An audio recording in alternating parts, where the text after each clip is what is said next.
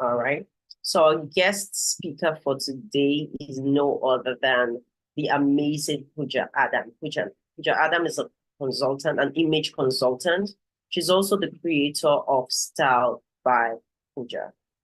She's gained a ton of experience attending London Fashion Week. She's worked as a luxury women's wear buyer for Harvey Nichols and Ralph Lauren. If you know anything, you know that these are not small brands. These are big deals. Ralph Lauren has been around for decades now. And she's also styled TV commercials. She's written for fashion magazines. The long and short is Pooja is great at her craft. She's a certified personal stylist. She has been featured as a luxury personal shopper on Channel 5 and on Channel 4. She's here with us, and I'll just bring her up on stage now so she can tell us a bit more about what she does, maybe how she got into styling in the first place, and before she shares her knowledge, her wealth of knowledge with us today. Pooja, you're welcome. It's such a privilege to have you here today. Thank you, Olere. Thank you for the lovely introduction as well. I'm really happy to be here with you today as well. Thank you so much, Pooja. Please tell us a little bit about what you do. I know I just introduced you, but I mean, I've touched all the amazing things that you do. So could you tell us a little bit more about what you do, maybe how you even got into styling? Perfect. Yeah. So I've worked in retail since graduating. So I've got over 18 years experience. So I've always worked in fashion and it's always been a passion of mine. And then once I was approached by someone to style her personally, I used to have a blog and she wrote to me and she asked me to style her in the personal styling kind of way. And at that time, I wasn't trained or qualified. And I was slightly out of my depth with sort of how I could help her. But I just took, I took the sort of risk and I just sort of coached her through looking at her wardrobe and picking out some styles to shop for. And then it paid off because she was actually really pleased with the result. It had really boosted her confidence. And until then, I had been styling models. I had been styling, women who were really, really confident with their style and had a lot of confidence already. But to take someone that was, a mum of two who was like 35 plus and she'd lost her sense of style, and to turn around and see how confident she was after that was really empowering. And I was like, this is what I want to do. So I went on to study after that. And it took me sort of back into this like really cool world where I got to sort of almost help people through style. So building confidence, and, sharing my knowledge with others that I didn't even realize was knowledge until I'd started doing that for someone else. So that's how I got into styling, and I specialize in wardrobe declutters. So I'm that crazy lady that will go to people's closets and I will clear out everything they've got and say, you don't need this, you don't need this. Like it's such a transformational experience, and I get a lot from it, and I see a lot of different things about women that you learn from just looking into their closet and identifying where their personal style is now and where they want to be, and bridging the gap between how they can get there. So one of the recent things that I've been working on is a team and myself, we have like this create content day, and we invite 4 business owners every time we do it, a small group, and we spend time individually on them to build their brand profile, to create images that are in line with their branding to help them style themselves in terms of how they should show up for themselves, and get their photography and have a really creative day. So myself and a team of sort of hairdresser, photographer, social media, we'll all get together, and that's like, again, really empowering for them. Like they sort of go away feeling like a whole 360, that they've got that confidence and they feel really empowered by that service as well. So it's one of the more interesting roles.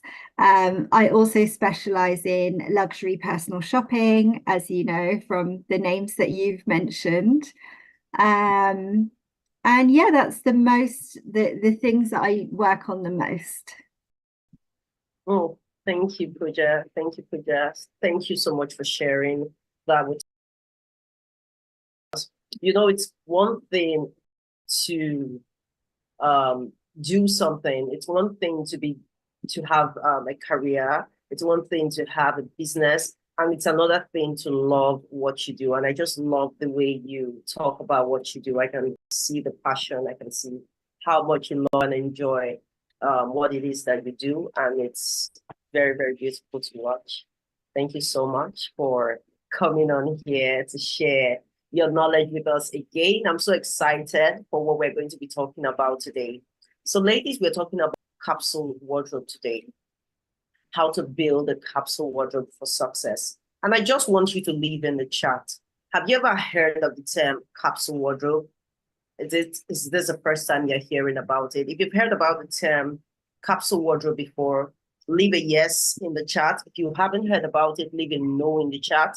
And also, if you've heard about capsule wardrobe, have you ever looked it up? Okay, some people are saying yes, some people are saying no. So if you've heard about the capsule wardrobe, have you looked it up? Do you know what it means? So if you know what it means, or if you think you know what it means, leave a definition for us. Okay, some people, there are lots of no's. There are lots of no's. So you are truly, truly, truly in the right place. So if you've heard about the capsule wardrobe before, what do you think a capsule wardrobe is? So the person that said yes, when you hear the word capsule wardrobe, what does it bring to your mind? What do you think a capsule wardrobe is? So there are lots of no's. No, and the capsule wardrobe is so important. Never. Oh my God, you are in the right place. You are in the right place, and that's why platforms like this, they're very, very, very essential. They're very important because sometimes they just open your eyes to things that you've never heard of or seen before. And these are things that are very, very, very important. Okay, let's dive right in. A lot of people here do not know what a capsule wardrobe is. So Pooja, could you help us by telling us what a capsule wardrobe is? What's a capsule wardrobe? Yes, amazing. So yeah, what I would say is I've also got an informative slide just to help us sort of explain it better as well. Okay. So I might share my screen for this point. Okay.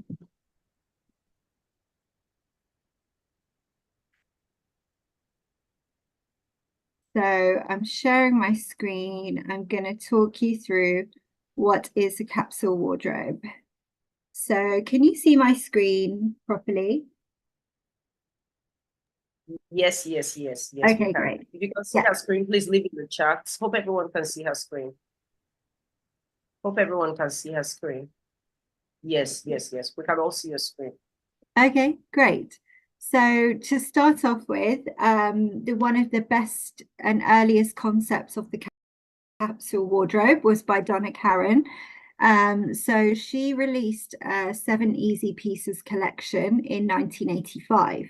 And what that was 7 pieces that you can dress in different ways to create 7 different looks. So basically the models appeared in bodysuits and then they dressed them up outfits just using 7 pieces. So that is the concept of the capsule wardrobe. And when people talk about creating a capsule wardrobe, it means that we're only going to use a certain amount of pieces to create some things that will really emphasize your personal brand, your brand image, and it will emphasize who you are and create like a cohesive look that's just tailored for you. So it's sometimes easy to see with certain designers because when they're sending their models down the runway, you can see that their collections are really cohesive and they're pretty much styled to mix and match with each other. So you'll get a skirt to match with the top, to match with the scarf, for instance, and then you'll have elements of sort of basic, you know, sort of basic pieces of that capsule wardrobe. So like a basic t-shirt, a basic vest, and then you'll get to add on more hero items, so like a blazer or a jacket to add more definition to your look. So it's actually a practice of editing your wardrobe down, remixing them regularly, and it's a very eco-friendly way to dress. And what I would say is the average capsule is around 35 items per season. So in spring, summer, you might have a capsule wardrobe of 35 items, and that includes everything head to toe. So it includes your jacket, your dress, your skirts, your tops, your trousers, and then jeans, t-shirts, vests, and then it goes all the way down to your footwear as well, handbags, and maybe even some headwear to incorporate sort of different elements of what makes your look. So that in essence is a summary of what is a capsule wardrobe.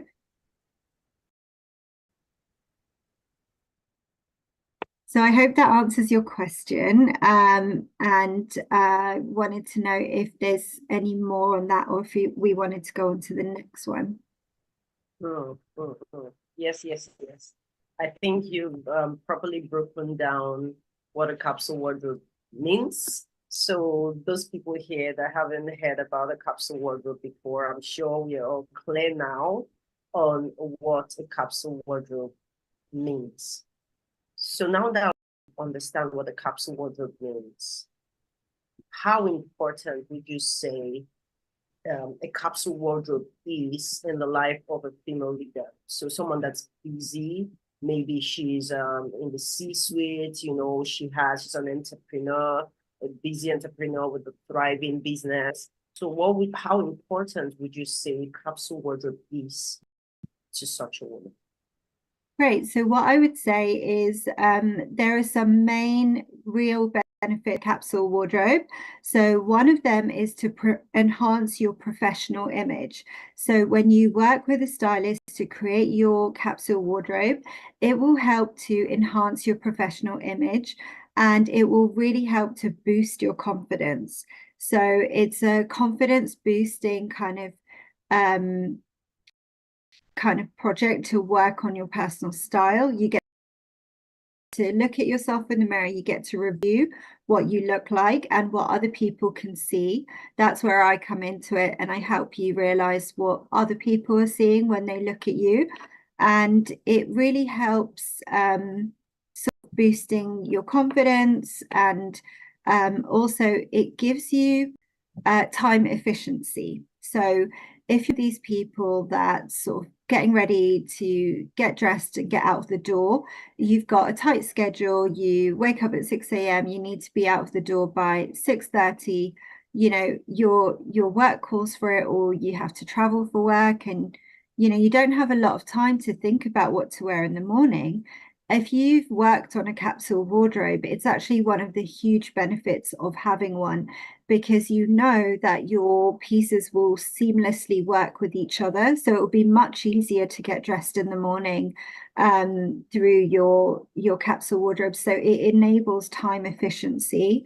It also helps you to stay current and relevant. So some people will have worn the same look their whole career. And, you know, by the time we're talking now with a lot of the participants that are on here, they've had their style for a number of years, and they've always done something that works for them. So when you work on your capsule wardrobe and it adds a different sort of point of view, it actually really helps you realize what's current and what might look dated, because you might have worn something for a while and it could be a little thing like a trouser clasp, or it could be like just you know, a neckline. And if you update it, you'll just look that little bit more current. And so it's beneficial for the stylist to help explain to you kind of why that is more current than what you were doing previously. It also helps with sort of networking. So when you've worked on a look that makes you feel so confident, you can go to a networking session feeling your best and knowing that you've tried and tested your wardrobe formula. So it gives you one less thing to worry about. It means when you put yourself out there, you get to say, okay, I am showing up as, you know, the version of myself. I look the part. Now all I have to do is present my part with what I say. So actually it takes off the edge.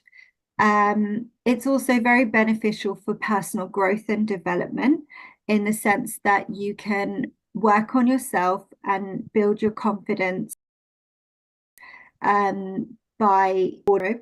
And it gives you a competitive edge, because let's say there are some people that you've worked with and you're both going for a promotion. It's actually really your competitive edge to work on what your capsule looks like within your new role. And if you're interviewing for it, it can really give you a confidence boost for that as well. Oh, interesting. Interesting. There's some key things that you mentioned, Pooja, that I'll just want us to kind of expatiate on. You Yeah. talked about having a capsule wardrobe being time efficient.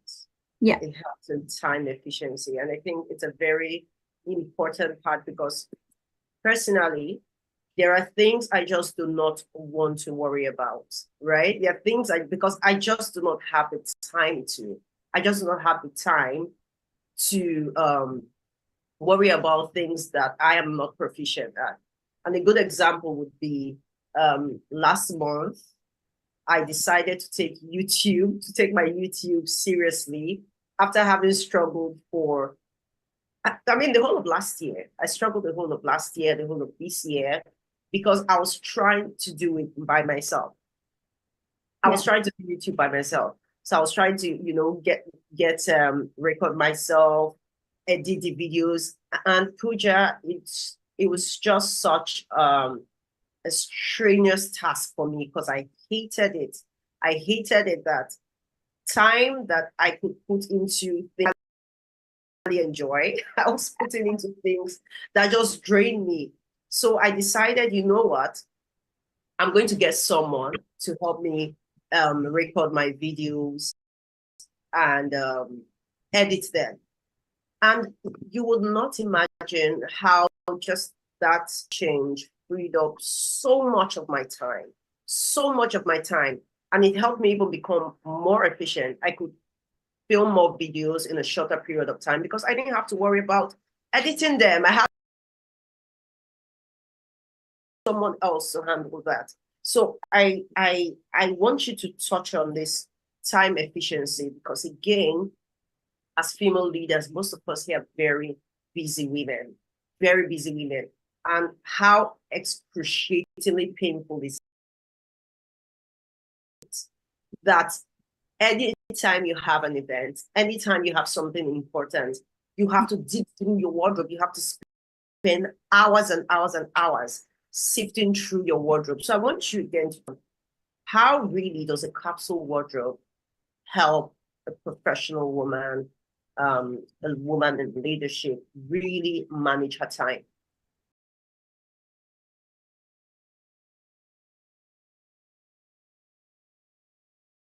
You mentioned when you have an event to go to, or if you're presenting, and it's something really important for your career. And obviously you want to present your best. One of the benefits of sort of time efficiency is that you'll get shopping assistance with your stylist. So your stylist can take over the task of shopping, and it allows for you to focus on your professional responsibilities. So let's say you've got a presentation, I can give you a five ideas towards your outfit formula based on when we went shopping, so that you don't have to think about this when you're putting yourself out there. So I can eliminate sort of that sort of time that you would have spent trawling the shops saying, I don't know what suits me. So shopping assistance is actually a really key one. And I'd also say wardrobe management. So creating a wardrobe that's versatile and easy makes you save time in the long run, because you're not sort of fiddling around, sort of deciding what goes with what. It can take the stress out of choosing outfits. So I think it's like a almost de-stressing activity. And I think that's very important to acknowledge as well. And I really did enjoy your story, because I think a lot of people can relate to your YouTube story, that you outsourced the help, because that's exactly what we try. Listen, the more we can sort of make people realize that persons are not just for celebrities, they're not just for the famous people. People use personal stylists all the time, and they walk out with confidence.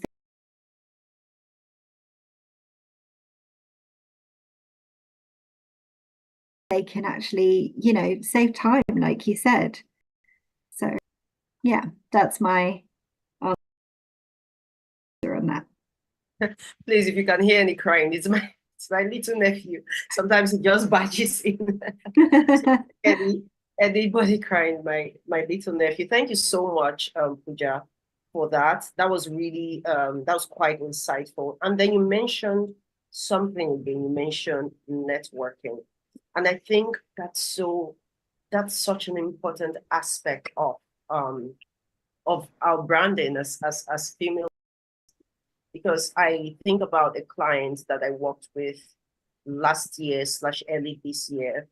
And when we were going over, because it's something that I do in my practice, again, I said on day one, when we were talking about perception, how to use clothing to influence perception, I said, styling is a tool. Style is a tool. Even when, as we're talking about capsule wardrobe, it's a tool. So the more you see your style as a means to an end, the better for you. If you're here, I've talked about the Style for Success Challenge. It's something that you should sign up for, number one.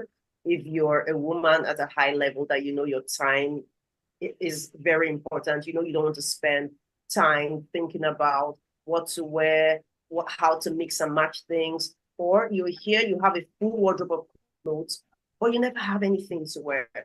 So back to my client, I wanted to know what her goal was, because it's something, again, that I like to do. What's your goal? What are you trying to achieve? What do you think, refining your style, showing up powerfully would help you achieve? And when I dug deep, I found that she gets invited to speaking events. She gets invited to speak, but she turns down speaking engagements. She turns down speaking engagements because she just doesn't have that confidence. She just doesn't feel like my look represents, or she doesn't think she embodies what a public speaker should look like. So there's that lack of confidence in how and her appearance, and it impedes on the things that she can do, things that she's good at, but she's not able to because she just doesn't have confidence in how she appears. And I know that's the story for some people. You talked about networking. So how do you think that not having a capsule wardrobe could influence even a woman's ability to network at maybe high-level events? Yeah, so I think it does impact your confidence levels to not have the help, because what ends up happening is you'll go for something that you've worn a bit of a fail safe. Maybe you've had this outfit formula you've used for years, but there's no fresh inspiration. So I feel like that there's a bit of a disadvantage.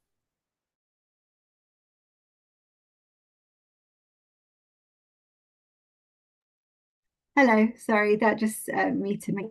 So yeah, I feel like the disadvantage would be that you are not going to feel freshed or refreshed, and you're not really fully able to embody the type of person that you want to come across as, because you don't have the little confidence boost that you can get from sort of styling. And I think that it might prove a challenge for you because, as you said, these things can be mentally weighing us down, because we have to present ourselves. That can be really mentally draining. So in order to kind of make our best selves, visible to everyone, you need to see what other people see instead of you. So I think that's important about using a stylist. It's like having a friend to talk to you through kind of how to define your best features, how to dress your body, and how to stay relevant within your professional field. And that will in turn give you such a confidence boost that it's one less thing to worry about, and it reduces on your mental load. Oh, interesting. Interesting. Ladies, if Pooja is dropping gems, if you're picking up these gems and Pooja is dropping, please leave the fire emoji. Leave the fire emoji. Leave the fire emoji. Drop the fire emoji in the chats. Yes, yes, yes, yes, yes. I want to see those fire. Exactly. Thank you so much, ladies. Thank you so much. I also do these things because I want to ensure that you are following. I don't want you to miss any single bit of what Pooja is dropping down. Thank you so much. I can see those fire emojis. Thank you, ladies. Thank you so much. Okay, so Pooja, you've talked about what a capsule wardrobe means. You've talked about how having a capsule wardrobe can help save time, can help with networking, can help you stay current and relevant and up to date, can help with your personal growth and development. Wow.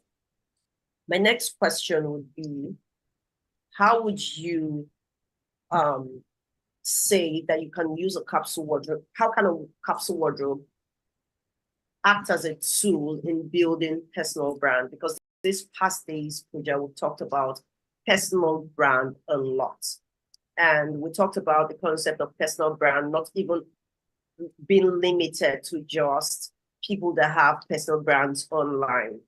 Everyone has a brand, whether or not you know it. It's you understanding what that brand is. That's where that's where the issue lies. Sometimes we all have a personal brand. It's either your personal brand is being defined by someone else, or you define what your personal brand is. If you're here, maybe you have a job. Our speaker, I think that was day 2, Kristen. Was it Kristen or Mandy? I think that was day 1, Mandy. Talked about how even if you work in 9 to 5, you can build a personal brand. You can build a personal brand around your experiences. It doesn't have to be tied to the company. You can build a personal brand around your experiences as a person. So how would you say, Pooja, that leaders here, female leaders here looking to build powerful personal brands how can they use their capsule wardrobe as a tool? How can that capsule wardrobe serve as a tool in building a powerful personal brand? Yep, perfect. So I've got something I wanted to share with you again, to help me explain better. So I'm going to share my slide with you, and it is about personal brand. So what I would say, oh, sorry. Okay, so what I would start with, because you've talked in depth about personal branding, but just for anyone sort of joining in for today, it's sort of marketing people and their careers as brands. So it suggests that it's kind of how you package yourself. Rather than sort of what you say, so it's like personal branding it gives you sort of it creates a strategic advantage over your competition, and candidates with strong personal brands have a better chance of being seen. So what I would then go on to say is that you only have one first chance of a first impression, and that stays with me. And it's something that I mention often to my sort of small business owners that I'm talking to about their personal brand. Because if you think about it, you have about 7 seconds from research that's shown statistically that people will make a first impression of you. And sometimes that's the only chance that you have to meet that person or to talk through that person. And so you want that impression to be lasting.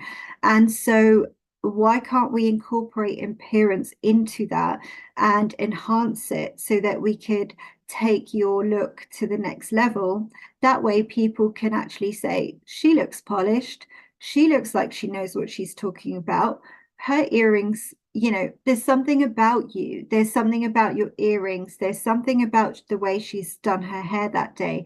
It leaves a lasting impression. It gives you a clean look, and it really enhances your profile to other people. And what they will see is someone with appeal, someone with potential, because that's what your personal branding will, if done correctly, that's just the best chance that you've got of making that first impression. And I think, whatever they say about first impressions, it has been proven that it remains to be quite important. Yeah. Powerful, really powerful, teacher. Thank you for that.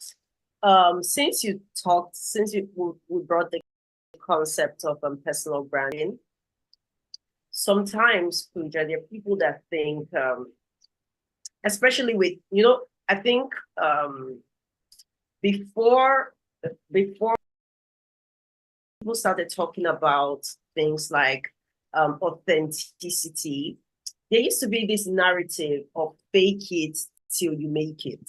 Mm-hmm. Yeah. Right? So I think sometimes when it comes to the idea of personal brand, sometimes people might be caught in between fake it till you make it, authenticity. How exactly am I to show up as it relates to my personal brand? Do you have anything to say about that? What do you think about the idea? Should I fake it till I make it? Should I just show up authentically with my quirks and all? Should I just kind of build a powerful personal brand, truly showing up as myself? Yeah, I think there is an element when you're starting out in a new field. And if you're starting out new and you're doing something that you've never done before, or if you've entered a new industry, or if you have started like a new role, I would say there is an element of fake it till you make it that you can absolutely use, because I feel like you need that sort of mirror effect, because you've seen somebody else do it and you want to also be the person that can project themselves in that same way. So you kind of want to have some influence around you and say, do you know what? I look up to this person. They've been in the industry for X amount of years, or I look up to that person that I see in the media and they talk about this this industry with a lot of confidence. So when you talk about fake it till you make it, I think that there is an example that we can take as sort of an impression on ourselves, and we can say, I'm using this for inspiration. And once you pick out sort of the best parts of what you want to embody within that impression, then you can go ahead and create that for yourself. But fake you make it, I think, is really great at the start when you don't really know how to project yourself in a certain way. You want something to embody the new you and take on your new role.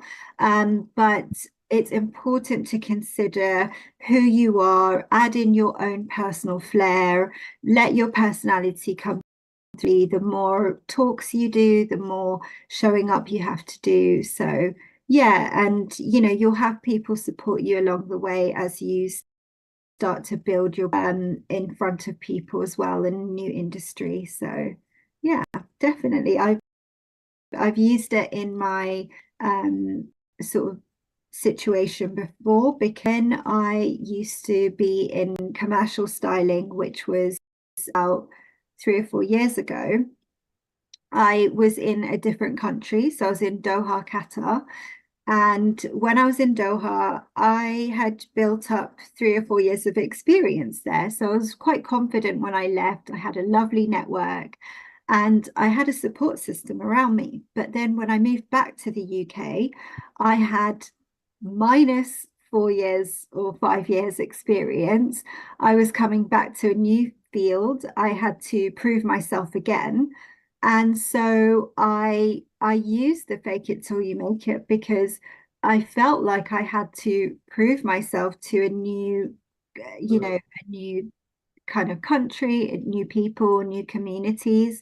So I took elements of sort of my personal profile that I put out on social media, and I created what I felt that would kind of be the right thing for this setting, and almost kind of found my feet through a new community. But I kind of had to fake it a little bit because I wasn't as confident as when I left my my bubble, my like happy circle. Like people knew me. Like it was a point where I would get invited to things and I would get lovely invitations. I wouldn't even have to say my name. Like, it was a really comfortable sort of status. And then coming here to like a new market, I had to fake it till I made it again because I thought, I don't know how else I could do this. So obviously parts of my personality came through and I was still myself, but I did feel like there was a social pressure to kind of be that person, and without that full confidence and the support, I thought, okay, really have to just put myself out there. So who am I going to be? Right, I'm going to be this person. What would I have done in that previous social setting? And sort of just talk my way like back into things and gain that confidence and build that trust with new people. Oh, interesting. Very, very interesting. Someone is saying, and we're going to leave room for questions, but I just think this is quite important to the subject we're talking about currently. Someone said, can we call fake it till you make it following or having a mentor in what you do? What would you say, Pooja? You Yeah. think having a mentor or following a mentor can be considered faking it till you make it? Yeah, I think that it's possible for you to get a lot of confidence from a mentor. And I think it's a really good idea to seek sort of the guidance of someone that you consider as a mentor, or it could be, someone that you listen to their podcast regularly and they give you a form of mentorship that might not be personal, but it still gives you so much to boost your confidence. It gives you so much insight. And I think that you can use that knowledge, you can use that to empower you, to help you become kind of how you want to put others to perceive you. So yeah, I think it is possible if I've interpreted that correctly. Oh, thank you, Pooja. And I like the way you talked about faking it till you make it. With most people think about the concept of faking it till you make it negatively. They think I have to totally become a different person. Yeah. I have to pretend. Yeah. That's a word. I have to pretend. So I have to be someone that I'm not. I have to act like something that I'm not. And I like the example you gave, moving back to the UK after being in Qatar, was Doha. Qatar, Yeah. Doha, after being in Doha for some time. You talked about faking it till you make it, even just acting confident, even though you didn't feel as confident, but you just had to embody, you just had to act confident, even if you didn't feel like that in words. And that's so it's such an important take, because ladies, faking it till you make it is not really trying to be something that you are not. And I think that's where a lot of us miss it. I personally, even starting out my personal brand, even as at last 2 years, when I just really started putting out content on social media, I thought I had to be, I thought I had to be a particular way. I didn't think that I could really be myself, right? I could really be myself. I thought I had to be a particular way. Again, ladies, if you are here and you're struggling with putting yourself out there, because Pooja is something that I've noticed too with women, and I talked about this again with the guest speaker on day 2 of this summit. I talked about how a lot of women want to stay hidden. They intentionally want to hide. And we talked about the concept of fear and shame as some of the reasons being what behind women wanting to hide, women not wanting to come out, talk about their experiences, to share their knowledge, to share their wisdom. As women, we have the tendency to look down on ourselves and think, what do I really have? And I also talked about how styling to really embody, because I personally talk about the concept of a powerful personal style, because I think it's such an important key as a woman in leadership. You have to embody that thing that you say that you are. Someone says, I don't want to hide anymore. Sign up for the Style for Success Challenge. There's a section where we're going to do just mindset work. Because, Pooja, again, this is somewhere that I am coming from. And when I started out, even in styling, I thought there was a certain way I needed to be. I didn't even want to talk about things like God, my faith, because I thought it wasn't cool to do so. I'm building a brand. It's not a church thing. Why would I talk about things like this? And it wasn't till later down the line that God started teaching me certain things. I started understanding certain things about myself, about God. I understood that putting yourself out there, building a personal brand is not just about coming online to show yourself, as we Nigerians say. It's not about showing yourself, no. It's about answering a calling on your life. Some of you here, especially if you're a woman in leadership, you would understand that some of us are called to certain things. And that's why, Pooja, I don't buy into the gospel of the whole femininity way. As women, you're supposed to sit at home and take care of the home. That's great if that's what you want to do. That's great. But I think some of us are called to something higher. And if you look at the Bible, look at powerful women, look at Dorcas, look at Mary. Women had a purpose. There's a purpose for your life, and you cannot afford to stay hidden. So if you're here, you're struggling with the concept of how do I really embody this persona, this person that God has called me to be? How do I really show up powerfully and confidently? Sometimes someone said to me, I like the way you talk, you're so confident. I haven't always been this confident. I tell you, there's a point in my life where all I wanted to do was hide. There's a point in my life where someone would say something mean to me on Instagram. Maybe they make a comment and I'll just go ballistic. I'll just go crazy. Why? Because there was something within me that was lacking. There was something, there's an incapability I saw within myself that when someone pointed something out, when someone pointed an error, I thought it was an attack on who I am.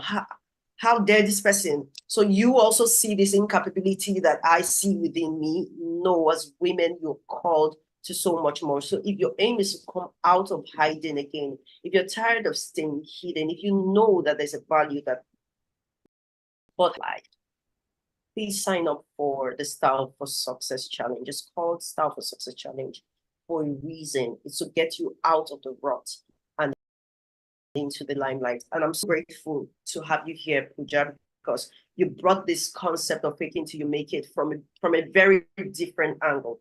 It's not enough becoming someone I'm not. It's not trying to become someone I'm not. It's not trying to please people again. It's actually embodying confidence, even though I don't feel like it.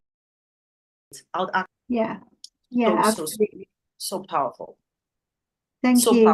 What you said was so powerful as well, and thanks for taking us through your sort of journey with that as well, because I think a lot of people do face the same problems, and it's hard for them to talk about it. And it's amazing that you can talk about it like that as well, because we all do have the struggles that we've gone through with our confidence. And it's not about looking at someone and saying, how can I be like them? Because then you're not staying authentic to who you are. Like you said, you found your voice. You can mention God, you can mention, your beliefs confidently now, because you've got to that state. So yeah, if there's anything we can do to help people come out of their shell, this is the best kind of benefit as stylists, that we get to help people bring out who they are from the inside to the outside. So yeah, I think that story really resonates with me, and possibly lots of people that are on the session today. Thank you so much, Pooja. Someone said Proverbs 31 woman was a businesswoman. Exactly. And Esther in the Bible, exactly. So many powerful women. Women were power figures in the Bible. Women were not just relegated to the house. Again, if that's your prerogative, it's fine. Not everyone can be. I'm just talking about sometimes you just know you have a certain calling on your life. So I just thought to put that out there. So now that we've even dug deeper than I thought we would, Pooja, and sometimes that's why sessions like this are so impactful, because sometimes it's like therapy. Like therapy sometimes. It's just things that you just that just come up that you didn't even expect would come up. So we've talked about building a powerful personal brand using Capsule Wardrobe as a tool. We've talked about Capsule Wardrobe as a tool for time efficiency, for networking, and all that. So would you say, Pooja, would you say that there's a correlation between how we show up as women and the level of success that we can attain? Do you think there's a correlation between those two things? Yeah, absolutely. I think that we need to take a look at sort of how we want to be seen. And we need to sort of make a plan and identify kind of where we want to go with our career, and then use the power of sort of dressing to somehow encompass that, and using the help of a stylist and doing the work to set your goals. So once you've set your goals, you can say, you know what, I'm aiming for this. Now I need to show up as this. So yeah, I think that's a really good starting point for me as well. When I start to talk to my clients, when I start to identify what their needs are, there's a level of kind of where they are and where they want to be. So in order to get that out, we have to start brainstorming. So, what does that look like? What do you get inspired by when you look at people? You watch movies, or you might watch celebrities. What makes you think that someone looks successful, and how can we take that and learn from it in order to create your capsule wardrobe, and to kind of work on your personal style from some of the narratives you want to create about your look as well. So yeah, that's what I would start with. Interesting. Interesting. I love that you talked about setting goals, because something I always say, Pooja, is that you dress for your next level of success. So if I'm looking to get on a board, for example, I'll dress the way a board member should appear. I'm not going to dress for where I am now. Yeah. You cannot say, because let's even look at the real world, right? If you are going to take a certification exam, for example, you read for that exam, right? Because that's the exam you're going to go for. You don't read for the level you are. No, you read for that level so that you can qualify to get to that level. So it's the same thing when it comes to your style. I love that Pooja mentioned setting goals, and it falls back again to using your appearance as a tool. And as women, Pooja, I honestly think this is where we are advantaged. I think that we talked about this concept on the first day. I was asking the speaker if she thinks that the metrics are kind of different for men and women. Are women more judged based on their appearance than men are compared to men? What would you say to that? I'm curious to know what you think about that. Do you think the metrics are quite different for men and women? Absolutely. I think men are more judged more easily, and women have a lot of history with sort of dealing with that as well. So it might start at a young age. It might start from like your school years. And the pressure for women is always higher. It always has been. So yeah, I think that's something we do struggle with collectively, and that is shown in society for sure. Definitely, definitely. So it's about using your style, using the capsule wardrobe we're talking about as a tool to get to your goals. So it has to start first with your goals. And again, if you're joining the Style for Success Challenge, it's something I'll personally run you through. What are your goals? What do you want to achieve with this? Because when you know where you're going, you know how to. The Bible says no one sets on a journey without first planning the cost, right? You don't say I'm going to the UK, I'm going to London, and you don't calculate what am I going there to do? How much would it cost me? You don't settle down to make all those arrangements. It's the same thing when you think I want to show up powerfully, but why do you want to show up powerfully? What is that going to help you do? When you know where you are going, when you know your goal, then you know how to walk along that journey. Then when things get tough, again, you know that I have a goal. I have a goal, and that's where I walk in sometimes with a stylist like myself, like Pooja. That's where it comes in handy, because again, it's about accountability, right? It's about someone holding you to that standard, because on your own, it's very easy to give up. I gave the example of my YouTube. How for so long I've wanted to be serious with YouTube, but because I was doing it by myself, I just couldn't afford to. I just couldn't afford to until I got help with that. So it's the same thing with your look, with your appearance. Working with a stylist can help you faster reach your goals. Why? Because it takes away that procrastination, it takes away that laziness, because you have someone to hold you accountable. And I love that you talked about that, Pooja. Thank you. Thank you so much. Thank you so much. So the last thing I asked you was if you think there's a correlation between how women show up and the level of success attainable, and you said, and you just answered that. So how would you say that a capsule wardrobe, now I'm bringing it back to a capsule wardrobe, how do you think a capsule wardrobe can influence a woman's level of success? So yeah, I think it can have many advantages. For instance, that one of the main things I would say is sort of brand alignment. So you can ensure that you know, the executive leader's wardrobe aligns with the company's brand culture and reinforcing their role or authority within the organization that they work with. So brand alignment is a real good advantage as well. Maintaining a consistent image, because once you've sort of worked on what good looks like, you want to be consistent with that. You want to be able to maintain that image in the years to come within your role. And it helps to make your image cohesive, especially for public figures and leaders, because they want to appear cohesive. It's part of their personal branding.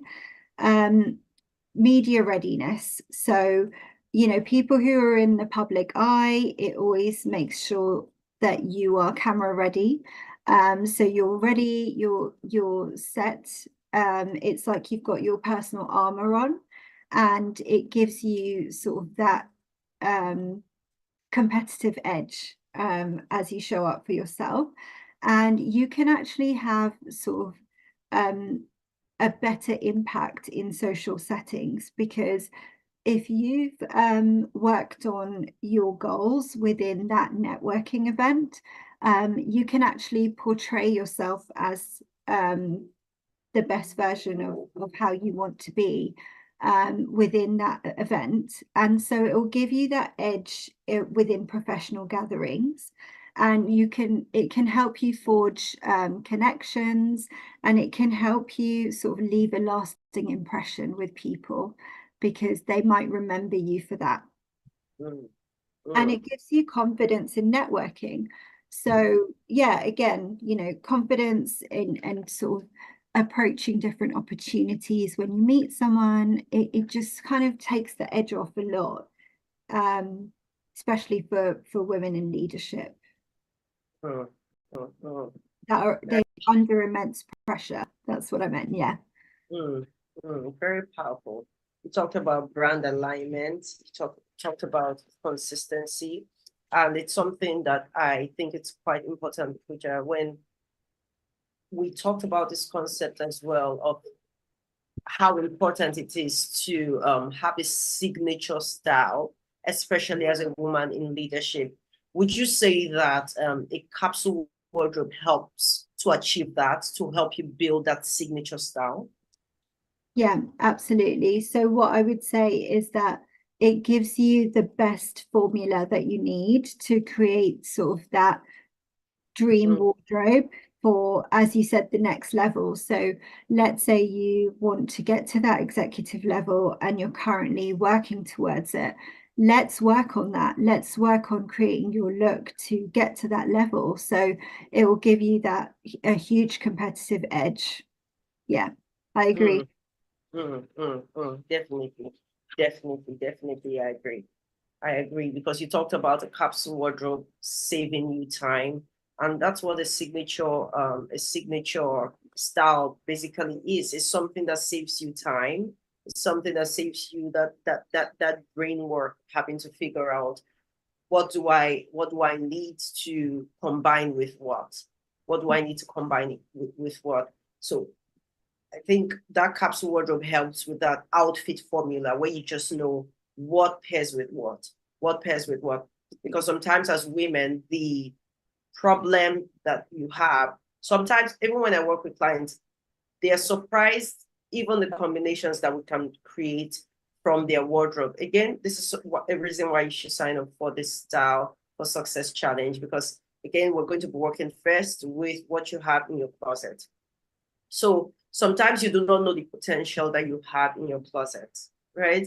You have clothes and you just think nothing works. I have so much clothes, but I don't have anything to wear. Sometimes, yes, that's the case. Most times you don't have what to wear because you don't buy the right things. But sometimes even the things that you have, amongst the things you have, there are pieces that you just do not know how to pair that would work well, but you just don't know how to pair them because, again, you don't know the basics. You've not understood the concept of a capsule wardrobe.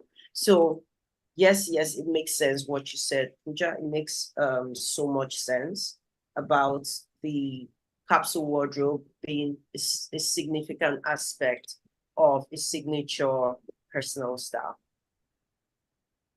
That's quite insightful. All right. So now we talked about the idea of a capsule wardrobe. Do you think that a capsule wardrobe is something that has to be specific for an individual, or is it a one-size-fits-all? So would any piece work for, would the same kind of piece work for every single person? Is it a one-size-fits-all, or is it specific based on individuals? So when I start working with a client, I'll talk through, as I mentioned, I talk through their goals, and we create a completely individualistic capsule wardrobe based on their needs. So specifically, if we're talking about, women in leadership or, women in executive roles, they'll have completely different needs based on the sector they work in. But if we're talking about in general, like women in business, I think there are definitely elements of a capsule wardrobe you can start to incorporate within your wardrobe today. So I feel like that's something you can start to explore and start to get information on. And you should start to have a think about the pieces in your wardrobe now that are like your hero items. What do you wear repeatedly? What gives you confidence? Which colors make you feel your best? And start to have an idea of like, where do you think your capsule wardrobe could go from that point? And yeah, that I think that's a good starting point to say is that if you work with a personal stylist, you'll have the benefit of identifying your goals and working solely towards your personal sort of what you want from a capsule wardrobe. But I'd also say that capsule dressing has saved me so much time. It saved me so much sort of wardrobe space as well. It's like cleared out my wardrobe to another level because, as I said, when I moved from one country to another, they were completely different climates. So I started to work on capsule dressing, which wasn't easy for me because, I worked for, Ralph Lauren, I worked for Harvey Nichols, I worked for some amazing brands, and I had so many cool clothes, and a lot of them were, some were high street, some were designer, some were somewhere in between. So when I left Doha, I had to really take some pieces out that I wear in the UK. It's almost like holiday wardrobe style. And then I had to create a small capsule of holiday wardrobe because I thought this isn't practical. I'm moving back in the winter. So I'm moving from like 35 degrees to probably about 17, 15, so it's really a completely different climate.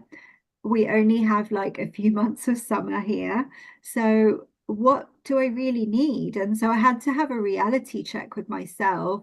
And since then, it's taken baby steps. And it's not taken, even as a stylist, you have to challenge yourself sometimes.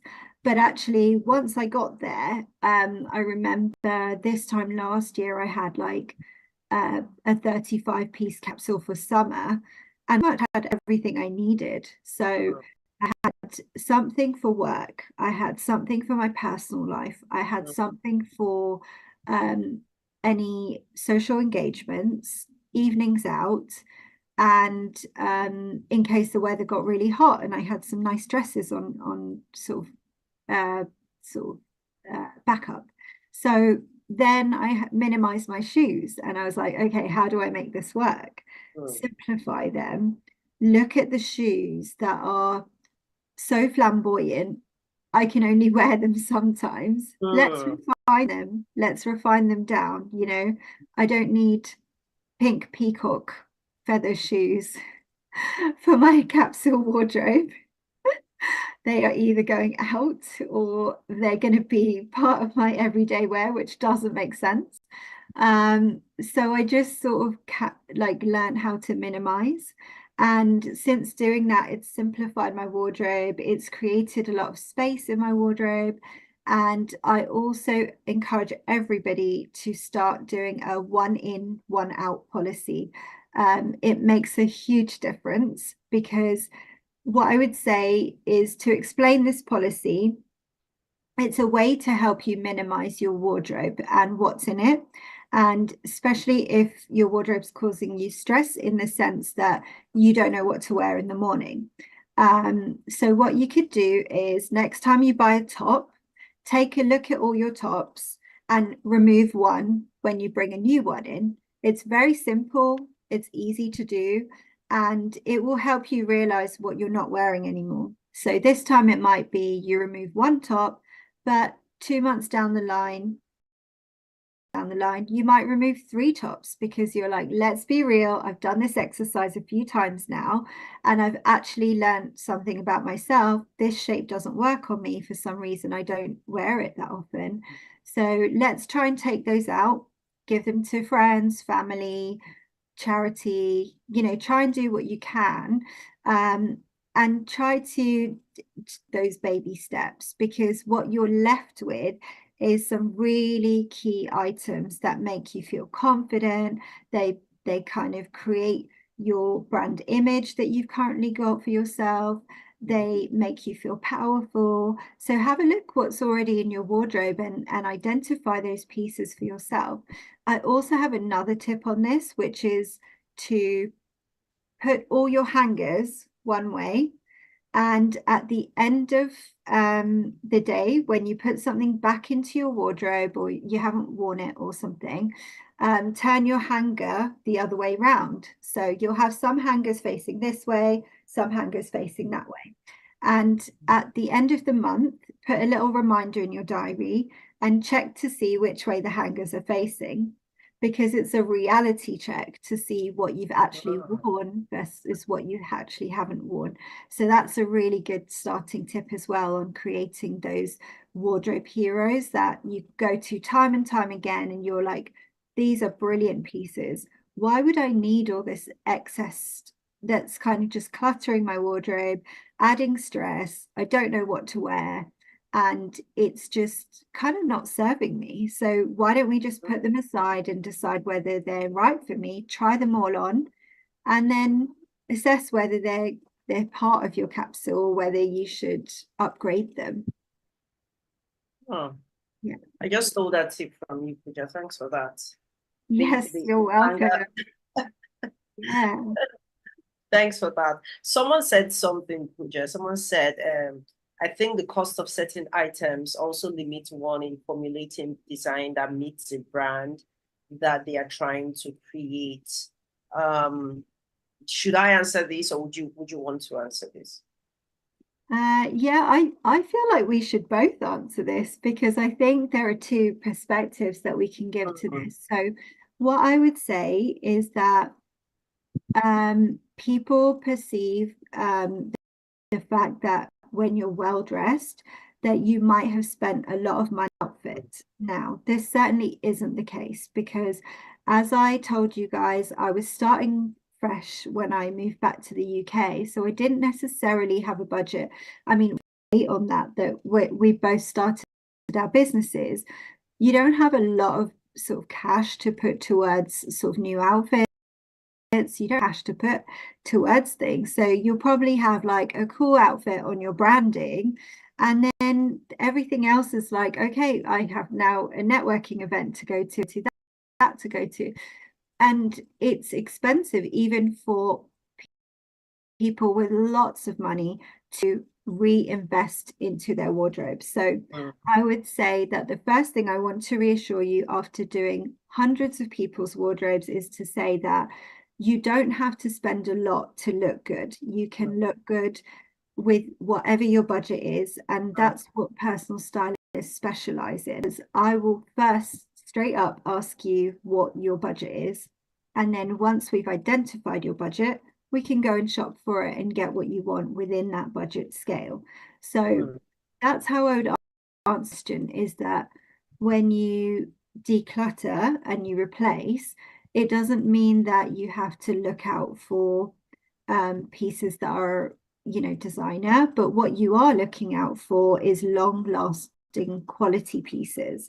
And so we would then coach you what kind of materials look and feel good on you, and what kind of materials last the longest. So you want to buy your piece, I'm going to get 100 wears out of this. I might have spent £20 on it. I might have spent, £80 on it. But as long as you know that what you've invested in is going to be worth the investment to you, it doesn't matter.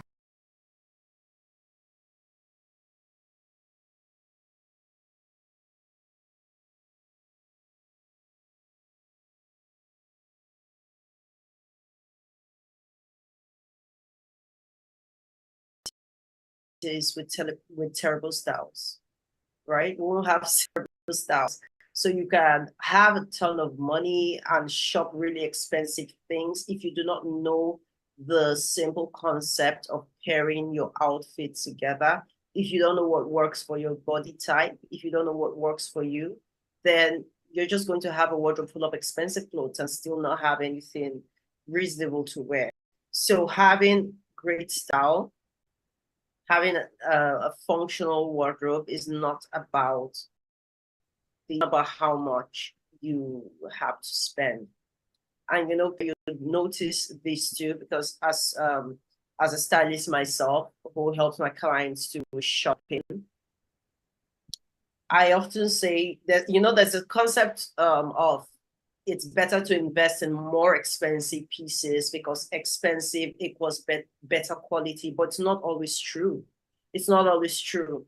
Shopping, I've seen maybe $300 to $200 piece of clothing, maybe a $200, $300 jacket. That's like 60% polyester. And it's like, right? What's the point?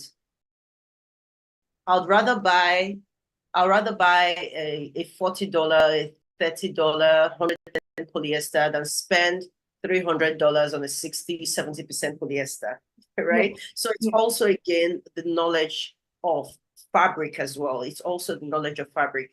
And this is why working with a stylist, someone like Pooja, someone like myself, is very important. Because again, style is not a talent, as most people think it is. Some people think style is a talent. You're not born with it. Style is a skill as any other thing, as any other skill. The way you get good with the computer, the way you learned to be good at your job, the way you went to school to major in a particular study. That's how we stylists to dedicated time to our craft, right? Style is not a talent. It's a skill. And sometimes you just need that guidance. You just need someone to show you. Pooja, you would even experience this. Sometimes you work with clients and they put pieces together. You put pieces together for them, even from their wardrobe, and they're surprised that I've had these pieces before, but I've never.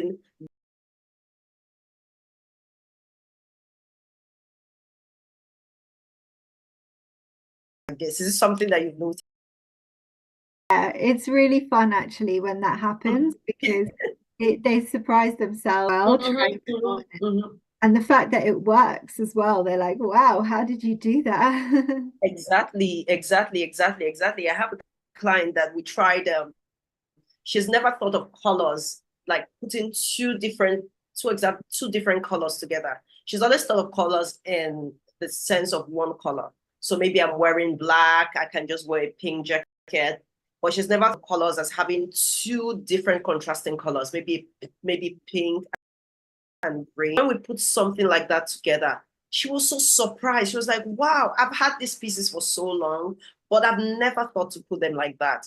And just that little insight, she had a women's event, was it early this year? And I saw something she put together. She wore a green jacket, she wore red pants. I was like, look at you, look at you implementing something with a stylist, takes you out of that comfort zone that you are usually used to.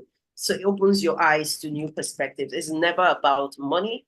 And these are things, again, that we would walk through in the Style for Success Challenge. So thank you so much for that piece, Pooja. Thank you so much. I hope that answered your who asked that question, but I hope that answered your question. So, Pooja, we talked about executive presence on day 2 of this summit. We talked about executive presence. So I would want you to talk about how a capsule wardrobe can contribute to a female leader's executive presence. First of all, I would like to know your own definition of executive presence. I know we all have a different kind of definition when it comes to executive presence. What would you say executive presence is? Let's start there first, because I know some people were not here on day 2. So I'd like to know your definition of what it means, especially as it relates to female leaders. Yeah, so I would say it's the way that you show up for yourself within your field. So my sort of definition of it would be sort of, if you are in an executive field, it would be specific to that field and how you dress for your profession and how you present yourself within that profession. That's pretty much what I would say to that. Okay. So how would you like you've discussed it in depth, so I'd be happy to hear as well, what was mentioned in more detail as well. Okay. For me, I would say executive presence for me is a certain aura, a certain courage that I think every female leader should have. So no matter your scope of leadership, if you run a business, if you coach, if you're even an executive at your corporation, or you are a consultant, as long as you are in a space of leadership, I think every woman in leadership needs to embody that executive presence, which is just that aura of leadership that someone just sees and just notices that there's something about you, there's something about how you carry yourself. And if you are in a place of leadership and people confuse you for, say, the help, say the cleaner, then you're not embodying that executive presence. I had a consultation call with a client sometime a while back. We didn't actually end up working together, at least not yet.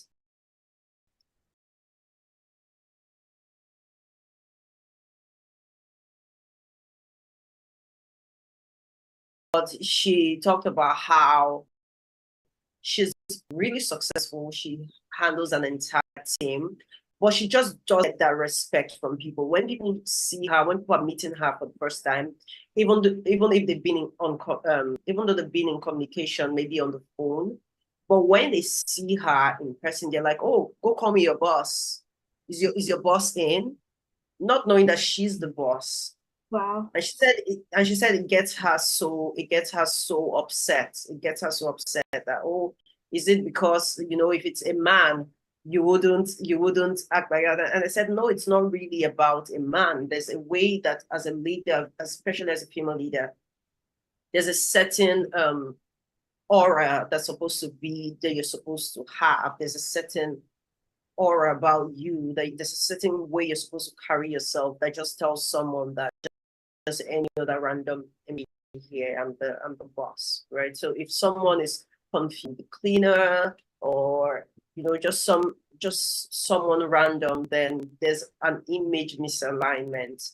There's a misalignment with how you represent yourself. In a nutshell, that's what I would say executive presence is. And how would you say, also the question was, how would you say that the capsule wardrobe can impact a female leader's executive presence? How important do you think a capsule wardrobe is to how do I put it? To making her executive presence, so amplifying her executive presence. Yeah, I mean, that's a brilliant word as well, amplify, because in that scenario, you want to sort of make yourself sort of be known, and you want people to know who you are without having to speak. It goes back to that first impression thing that I mentioned as well, as like having that first impression. When people look at you, you want them to see that all the effort that you've made to get to that point, to meet that person, and for them to mistake you for somebody else, or mistake you for somebody that's not the person in your role, is such a confidence like breaker. So in order to sort of build that confidence, I think it is really important to acknowledge the fact that we all have confidence issues, and we've all been there probably at some point in our lives as well, where we've been sort of mistaken for someone, or not being treated in the right way within our professional field. And so in order to sort of make an impact within your field, it's time to sort of reclaim your style. It's time to look at yourself in a different light through the work that we do together, and say, I will show up for myself. I will ooze the confidence that I want to show, and my clothes and my appearance will really contribute to how I can show up for myself the best that I can. I did have a client recently who came to me and said that she attended an event, and she's normally confident going to an event, but this particular event, she felt that it was a fashion event, and she was very out of her depth as a small business owner trying to network. She didn't feel very confident, and she felt that people were looking at her based on what she was wearing. So, I had a talk with her, and I said to her, look, it is possible that sort of sometimes we have a wardrobe that sort of reflects a certain thing or certain elements of ourselves, but it's important to stay current. So we can help you understand what it is to stay current within your field, because you might not be able to see that. There's a confidence thing linked to this, because obviously you're not feeling confident if somebody approaches you in the wrong way. But then there's also, like you said, almost like a body armor that you can have with your styling, that you can then put that on and be like, right, I can show up for myself, and I do look more polished. I look more pitching to the next level, as you said as well. That's always a good point. And that's how I can create my brand image with other people around me without having even spoken first. Like, they can get that first impression of me, and that will put my foot in through the door within this sector.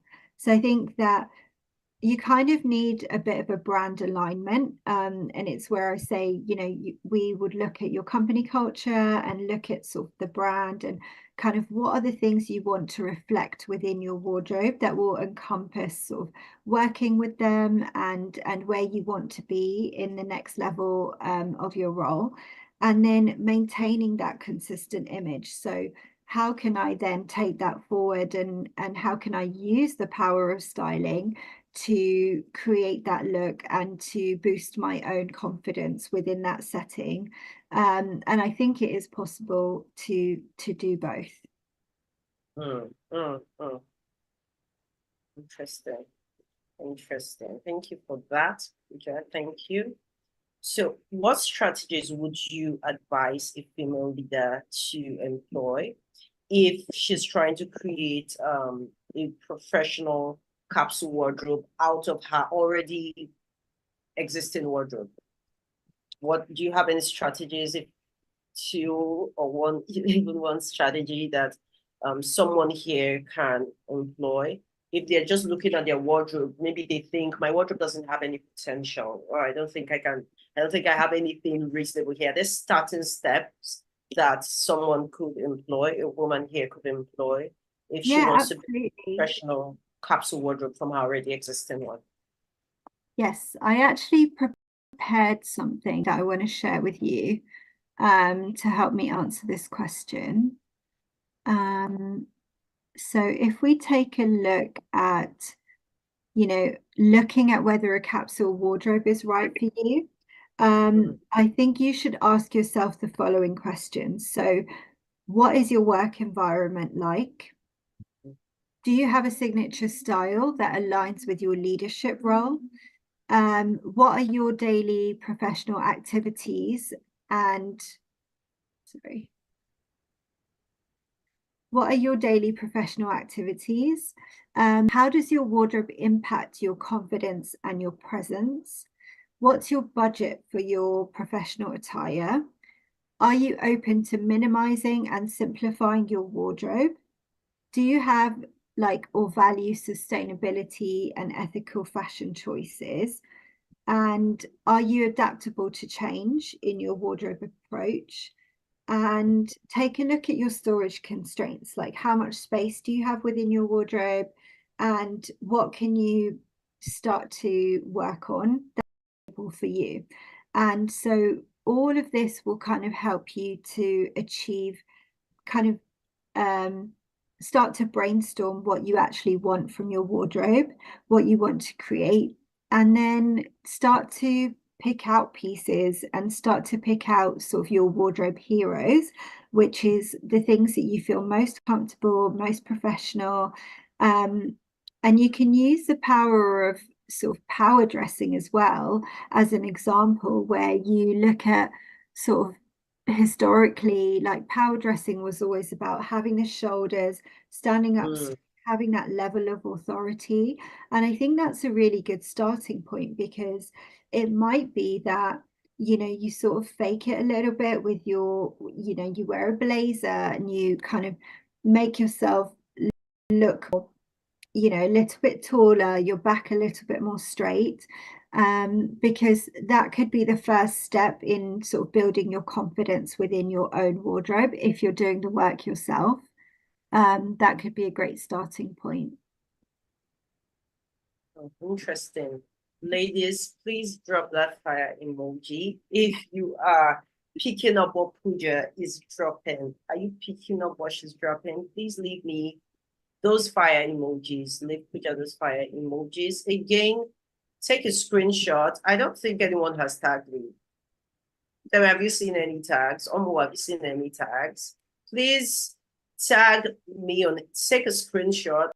Spread the word. Let people know what's happening here. This is the Global Style Summit. Take a screen, tag me on your stories, tag Pooja Adam on your stories. Udeme would leave the link to our social media. Please tag us with reposts. Tag. As usual, we're going to have few minutes for questions. Pooja, you have lots of lots and lots of fire emojis. Yes. Pooja is dropping serious gems. So I'll just give you a minute. Take a screenshot of your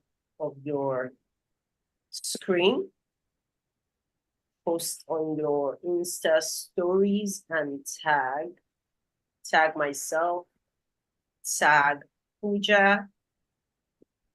So people were saying that they didn't receive the recordings. The recordings for day 1 and day 2 were already sent to your emails. Check your emails. They are hidden because your emails are meant to be read. Your emails are meant to be read. So if you're reading your emails, you'll see that those links were actually sent. You'll see that those links were actually sent. You see, the team is still putting together the recordings from yesterday. So definitely you'd get them. You'd get them definitely. Okay. Let me see if I'm seeing any of your tags. Okay, I've gotten a few tags. Keep tagging. Okay, so Pooja, the next question would be, how can female leaders adapt a capsule wardrobe for different industries? Because different industries have different dress codes. Some industries are stricter than others. So how can female leaders adapt a capsule wardrobe to their specific industry? Yeah, so I think you should take a look at the industry that you're wanting to create your presence in. And you should start to look at kind of some female leaders within that already. They might be mentors to you. They might be women on the board. They might be CEOs. Start to look at kind of what is acceptable within your profession. What are the kind of unwritten rules of kind of being in your profession? Because, do you have to wear conservative dress, or, is it better in your environment if you're a bit more modest? So take a look at your environment and start to take in those stories about what makes your industry at the top level.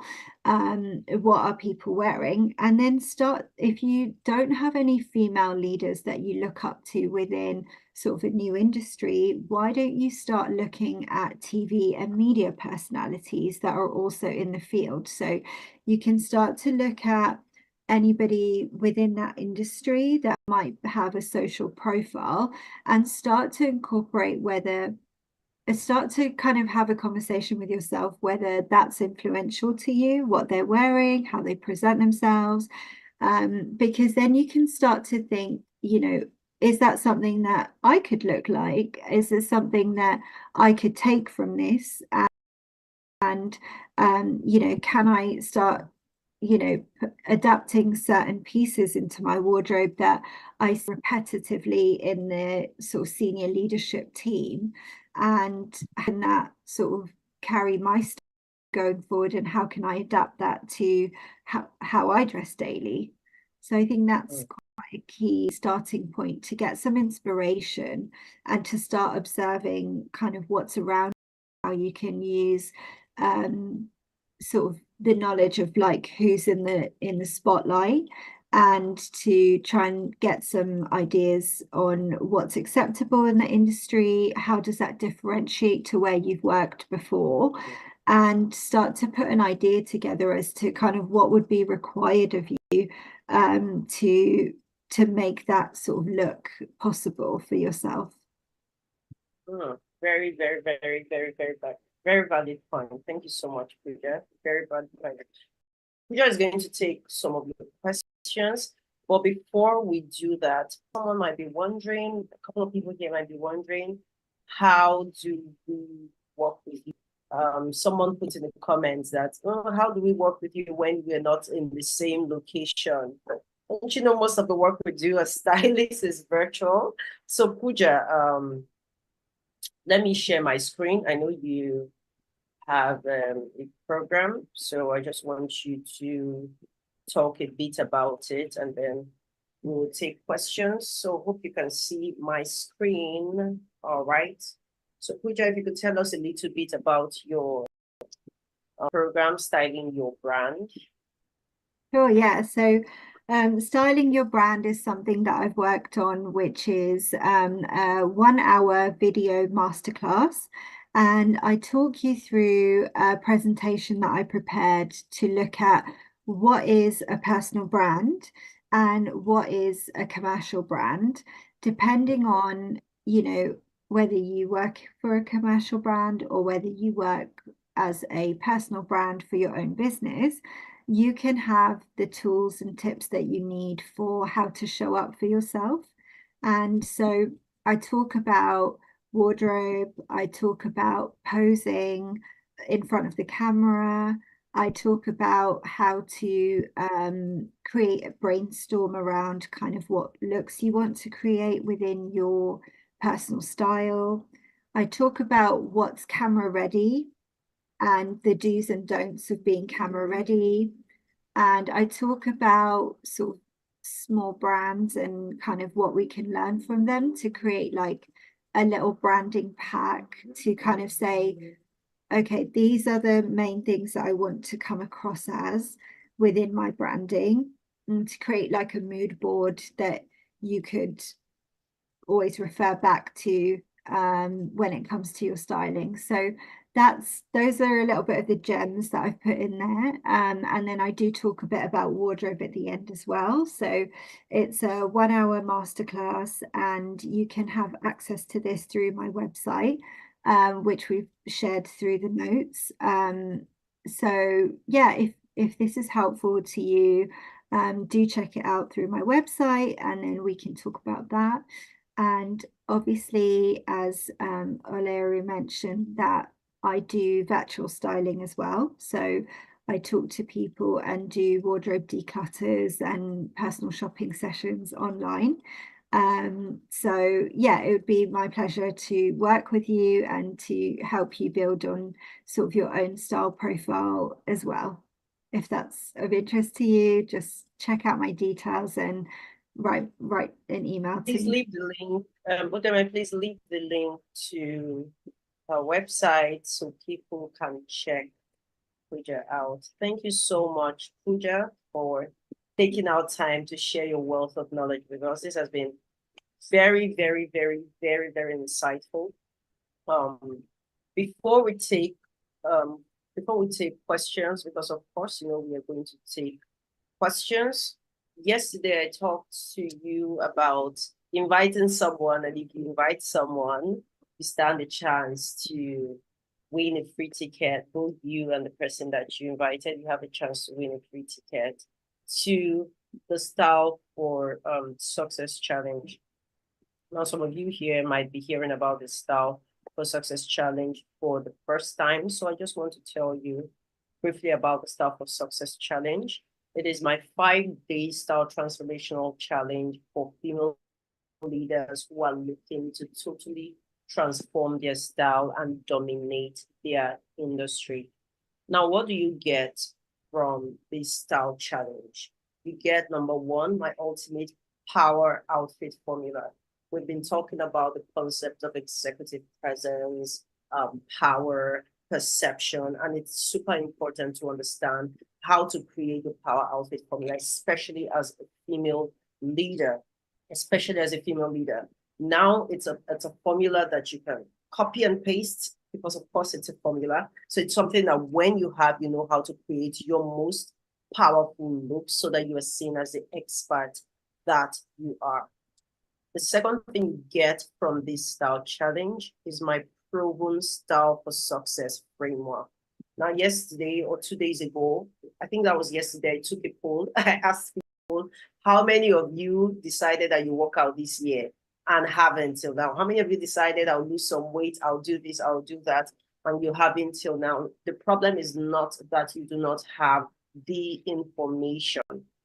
The problem is that you lack implementation, or you lack the tools for implementation. So what you get is someone to hold your hand so that you must implement, you must put to work all that you've learned.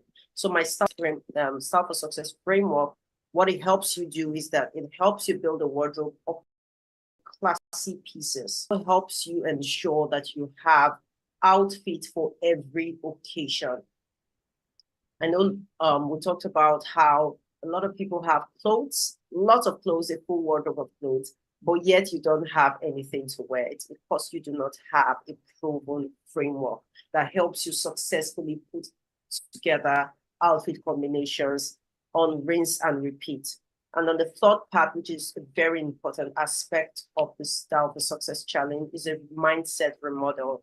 I talk about the concept of women intentionally wanting to hide, and it's something that I've experienced personally with my clients. Women intentionally wanting to hide. So the mindset remodel is to help you come out of that mindset, come out of hiding, so that you can embody the persona, embody the woman that God has called you to be.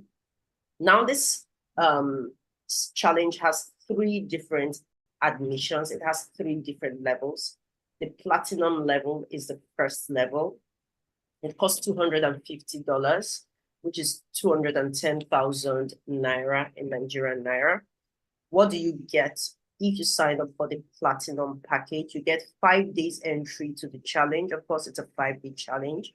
You get access to the private challenge community, which is a community that you get to share insight, inspiration, and connect with other like-minded women. You also get access to ask questions. You get access and you get to ask questions during the exclusive Q&A session. So at the end of every day's challenge, we'll have a Q&A session. No, at the beginning rather, not at the end.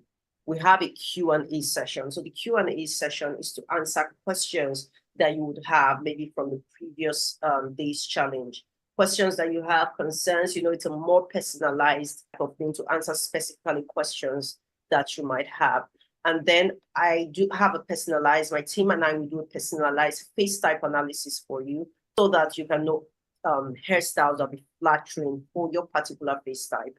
Personalized body type analysis, because if you do not know your body type, then you don't know how to put together outfits that flatter your body type. So the platinum admission, you get personalized body type analysis from me and my team. And then you get an exclusive workbook. So the workbook helps you helps you carry out, it's like assignments. So you get to carry out assessments to ensure that you followed up with everything that you learned during the challenge. The second part is the VIP admission. So the VIP admission is $150, which is 105,000 naira in Nigerian naira. You get 5 days entry to the challenge. You get access to the private challenge community. You get access to the Q&A session, but you do not get to ask questions. But you'll be present, you'll watch how I answer questions pertaining to branding, pertaining to outfit, pertaining to outfit combination, pertaining to power looks, any style complaints that people have. You get to see how I answer those questions and how you can implement them for yourself. You get access to the video type analysis, but I do not do your face type analysis for you. But you get access to watch those. You get the video resources for the 5 days. You get the video resources for the face type analysis. You get the video resources for the body type analysis, but I would not personally be doing this analysis for you. And then you also get access to the exclusive workbook. And then we have the regular admission, which is $50, which is 35,000 naira. You get 5 days access to the challenge. You also get access to the private community, but you do not get access to the Q&A session. So you don't get to ask questions. You don't get to be present as well to ask questions, but you get access to the video resources. You get access to body type analysis videos. You get access to all those, but you don't get exclusive workbook. So registration is currently on, but it is not for everyone. Who is this challenge for? This challenge is for corporate leaders, for coaches. So you're a coach, you offer a service online. This challenge is for you. You're an expert in your field, you're a consultant, you run a service-based. So practically, if you have a personal brand, this challenge is for you. If you have a product-based business, this might not be for you, especially if you have a product-based business where you do not sell, where you don't put out videos, or you're not looking to build a personal brand. This might not be for you. But if you have a product-based business and you're looking at personal branding, you're looking to build a personal brand, then of course you can take up this challenge. If you register, tomorrow is the last day of the summit. Some of you have been here since day one. So if you register between now and tomorrow for the Style for Success Challenge, you get my outfits/lifestyle calendar for absolutely free. This is something I would sell for $35, $40, but you get it for absolutely free. The outfits/lifestyle calendar is a framework that helps you plan your outfit according to your lifestyle. If I were to take a poll and ask how many pieces do you have in your wardrobe that you do not wear, I'm sure a lot of people would agree that they have lots of pieces in their wardrobe that they do not wear. Why is that? It's because you have outfits that do not match your lifestyle. We just talked about, glamorous, having glamorous shoes. And when she was moving, she had to know that, oh, this is not something that works currently for where I'm at. So some of you have clothes for going out. I've worked with a client. She had gorgeous outfits, flamboyant outfits, but she only has flamboyant events maybe once in 3 months. But those outfits made like 60% of her wardrobe. Then you have an outfit slash lifestyle clash. So the calendar helps you plan your outfit according to your lifestyle, so that number one, you don't impulsively shop, and number two, you can visually see which of your outfits work for your current lifestyle, and you can make those changes so that you invest in outfits that only work for your lifestyle. So if you sign up between now and tomorrow for the Style for Success Challenge, you get this calendar for free. You can sign up after tomorrow for this challenge, but of course you wouldn't get this calendar for free because the challenge doesn't start until August 5th, I think. Yes, August 5th. So you can still sign up, but you just wouldn't get the outfit slash lifestyle calendar if you do not sign up between now and tomorrow.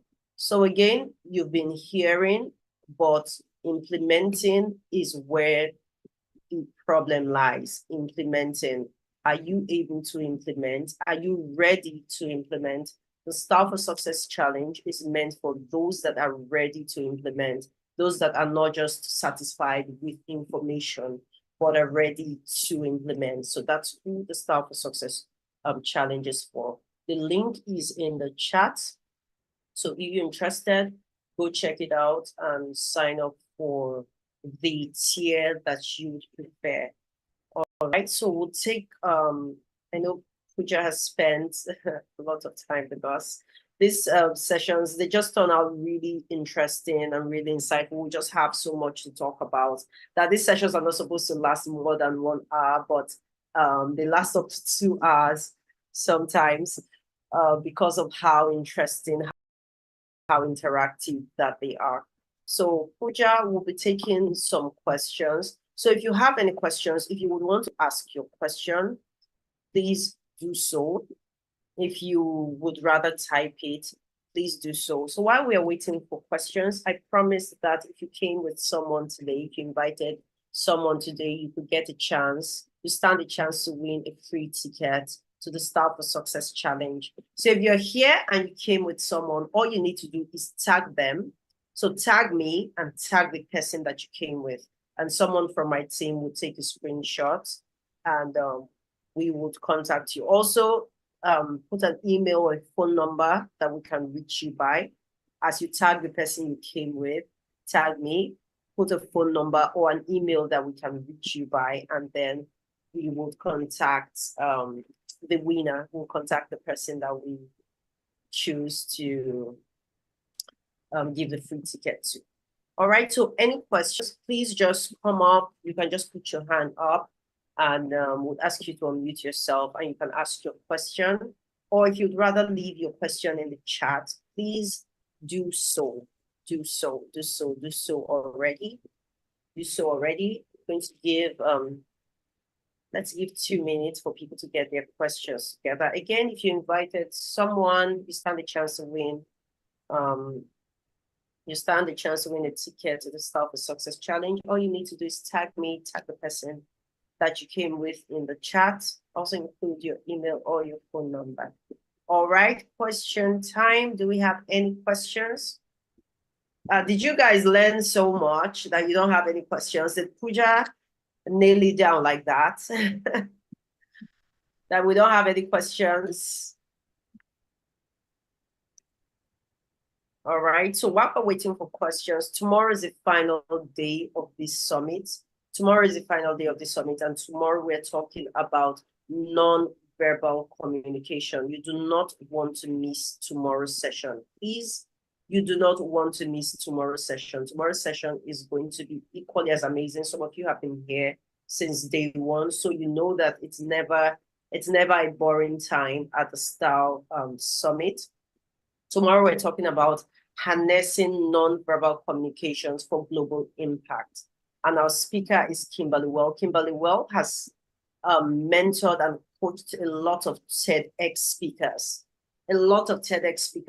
So she's someone you definitely want to listen to. She's going to be teaching us about how we can harness non-verbal communication. Now, non-verbal communication is communication that's not spoken, right? So it's non-verbal. How can you harness that for global impact? So it's not something that you want to miss at all. So I can see that we don't have, okay. Okay, someone says, Pooja, this is quite interesting, and I think it's a very valid question. Someone says, my question is, can this styling be used to attract the man of your dreams? Very valid, very interesting question. What would you say about that, Pooja? I'd say, wow. I'm excited. So yeah, I would say that, yeah, definitely. I think that when you have your styling goal and you work with a professional to achieve your styling goals, it gives you a huge confidence to attract the kind of things you want to in life. So if it's career-led or if it's, about love or relationship building, I think that it's a really good starting point for you because it will really help you boost your confidence and to get to where you want to go. So picking a stylist and doing all the work as well will give you a great starting point so that you could, hopefully manifest what you're looking for. And I think it can help different aspects of your life. So once you start being strong and focused in your relationships, once you start being strong and focused in your personal confidence, in your body shape, what looks good on you, you will definitely see a whole lifestyle change around that. And I think that it will make an impact to other areas of your life. Naturally, you will, gravitate towards what your aims and goals are. Yeah, I hope that answers your question, gives you a bit of confidence. Because I have something to add to that, but before I do, please, if you're tagging someone, use the @ button. They have to be in this meeting. These hashtags, I cannot confirm that these people are here now. So you have to use the @ button. So use the @ sign, that you would use at, maybe if you're typing your @gmail.com. So use that @ sign. You'd see the people, the attendees would pop up. So @ the person, @ me as well, @ Olere. I think my name is showing there. So @ Olere, and then put your details. So Monica, I think this is a very valid question. Can this styling be used to attract the man of your dreams? And I like the way Pooja answered it. She answered it very beautifully. I would say, again, style is a tool. Like we said, what is your goal? I've worked with a client, and when she came to me, she told me about how she didn't think she was attracting the kind of men that she wanted to attract. She talked about how just anybody can walk up to her, and she didn't like that. She didn't like that. While men would always try themselves, while you'd always have people that would just want to risk it or try their luck, even though they know that they don't deserve the person that you are. You'd have those every once in a while. But the problem lies when you know that you are this caliber of woman, or this is who you are, and you're not attracting someone on that level. Again, there's a misalignment somewhere. There's a way you present yourself when you are a girl, but there's a way you present yourself when you are a woman. They're two different levels. And if you're looking to attract a man, not a boy, you have to present yourself as a woman. Again, that's where looking the part lies. And I talked about the Style for Success challenge. It covers all that. Presenting yourself as a woman that God has called you to be. See all the features I talked about, how you can align your style. So it's a thing of alignment again. We talked about this, Pooja talked about aligning the capsule wardrobe being in alignment again with who you are. It's all about alignment at the end of the day. Your outward, if your outward doesn't align with your inward, if what you have outside doesn't represent what you have inside, that's where the misalignment lies. And there has to be an alignment. And of course, sometimes it's difficult figuring that out on your own. So you can, again, you can contact Pooja, you can work with Pooja, you can sign up for the Star for Success challenge. That would answer your question better. But I hope that answered your question to a reasonable extent. Okay, do we have any other questions?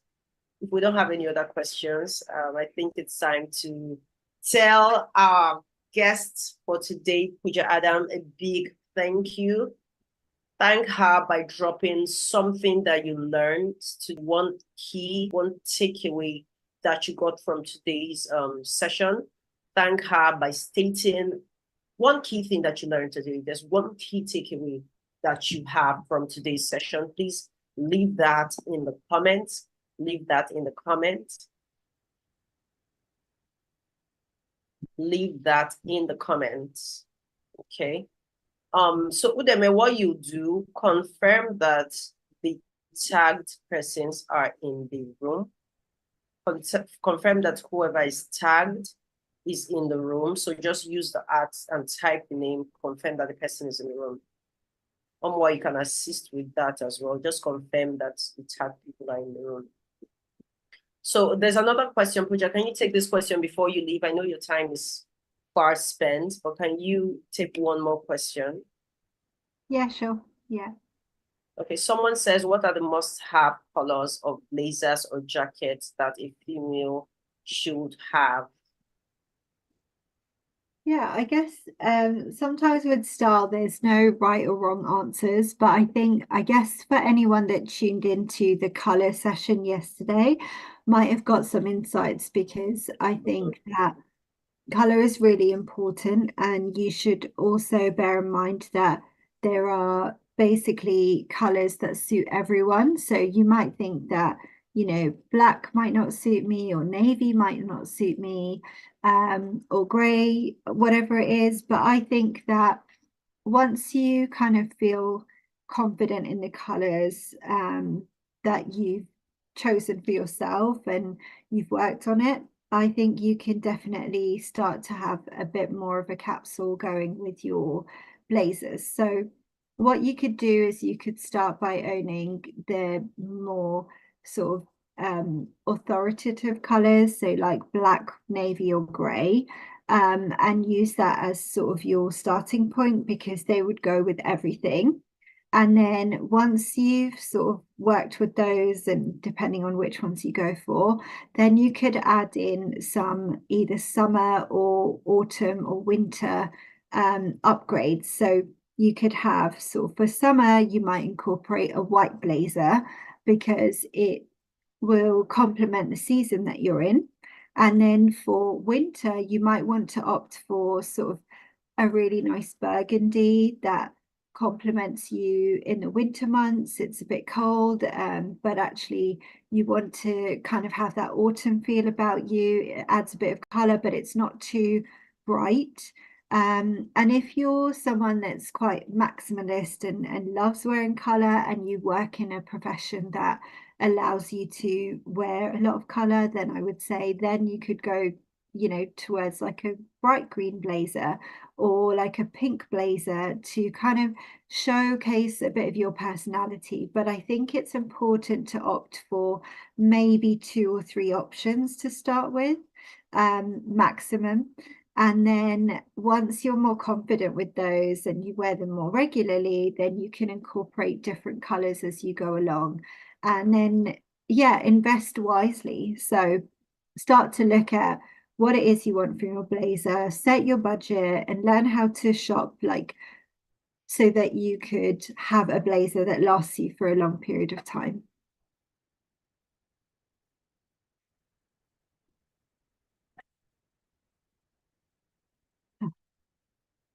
Okay, I didn't know I was muted. Thank you so much for that, Pooja. I hope that answered your question. I don't think you were here yesterday because yesterday our guest speaker Michelle broke down colors like to the T. She broke down all about colors. We talked about power colors. So I don't think you were here yesterday. But Pooja did well. Pooja answered that question very, very, very beautifully.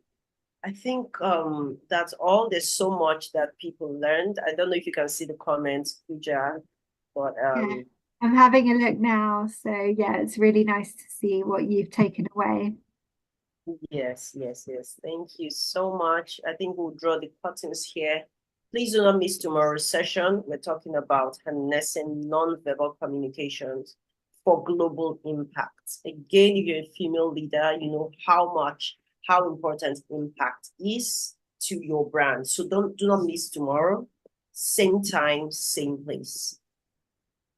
Thank you, Pooja. Please say one thank you again to our guest. She's come here and poured her heart, her wisdom, her knowledge.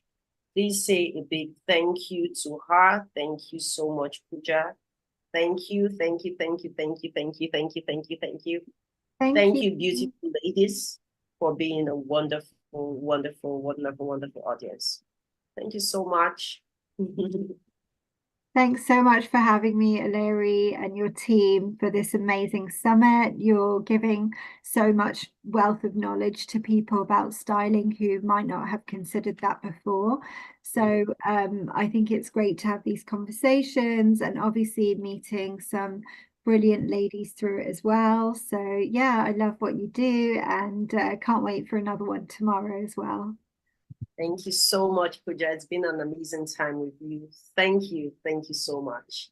Thank Thank you. you. Have a lovely, lovely night rest. Have a lovely night rest, ladies. See you tomorrow. And those that tagged people, someone from my team will get in touch. Someone from my team will get in touch with you. All right. Good night, ladies. Bye. Bye.